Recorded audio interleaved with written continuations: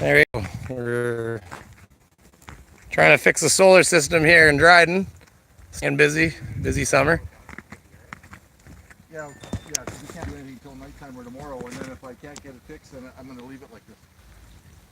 Leave it like that until a windstorm comes? Well, when we're gone, I'm gone Tuesday. I'd be worried about the wind. I realize that, Matt, but what am I going to do? I'm gone Tuesday. You can't get any parts in town. I need a gallon of stuff which comes from Winnipeg. That's a lot of tie wraps, Matt. It'll probably be fine. You would worry about the wind. Well, of course we worry about the wind, but what else do you do? I think it'd do more damage than just having the no glycol in there. Well, but it's not a matter of no glycol. Right now it's at pressure and it's steaming. It goes to stasis, Matthew. It's not good. It can handle it for a once or twice. It's a safety thing, but it's not made for it. Yeah, it doesn't even have a pressure relief. So if one day the pressure just goes sky high, something could blow or Anyway, like, I mean, right, Jesus. Matthew, you're right. Okay, We already talked about whether or not it could damage them in the wind. So it's not like you're... a windstorm, it goes right up.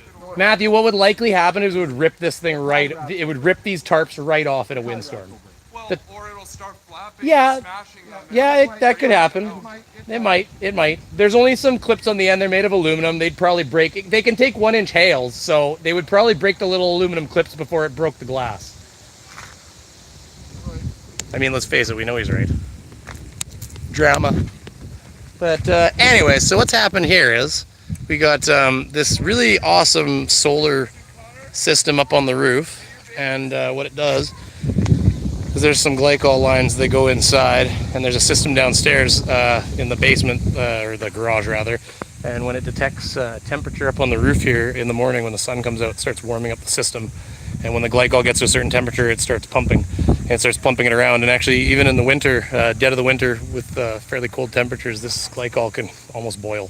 So what's happened right now though is that there seems to be an airlock in the system and it's not really working, and so because of that it goes into a stasis, and stasis is basically because there's no flow that's occurring right now and everything, so what'll happen is it actually boils the glycol on the top, because what was the temperature?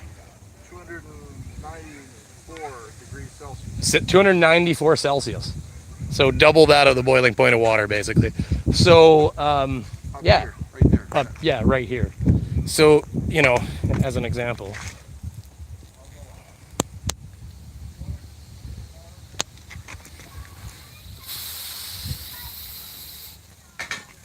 so it's steaming up on the roof, and of course that's okay if it happens occasionally, but they've got to go out of town, and this could be doing this for like a week or two. So what we're trying to do is we're trying to take tarps, especially the silver ones, and then this brown one that's not going to do as good of a job, but it's still there.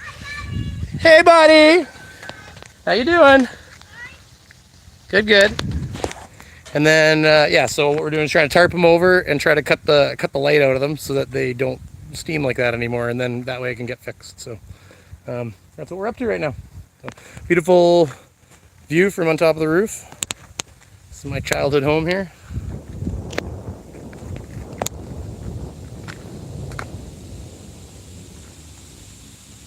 There's another solar system right there. We generate hydroelectric energy, and then it gets delivered through a panel system that's behind those trees by the other garage, that way. And it converts it to energy for the pole, and so it feeds the pole. So the deal is that the utility buys the energy off of us, and then we buy the energy off the utility.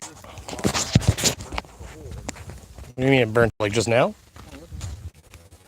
Well, it's probably that hot. It was there. Well, you're taping? No, no, taping. Oh, whatever, taping. Not that hot there, though. Well, it might not be now, but it might have been when I put it there. Right here. Oh, that pin right there. That's exactly. Look at that's hot. That's hot. Touch that. That's red hot. Yeah, it is. Yeah, that's what's happened there. Oh, your brand new tarp's already got a hole in it. Not really sure where that cut off. But anyways, all I was finishing by saying was that solar system there. It provides power to the pole, and then we buy power from the utility, and so everybody's wins. We sell it to the utility, buy the power back, and it's a win for everybody. I think they actually buy it at a higher rate than we do, so it's actually a win for us.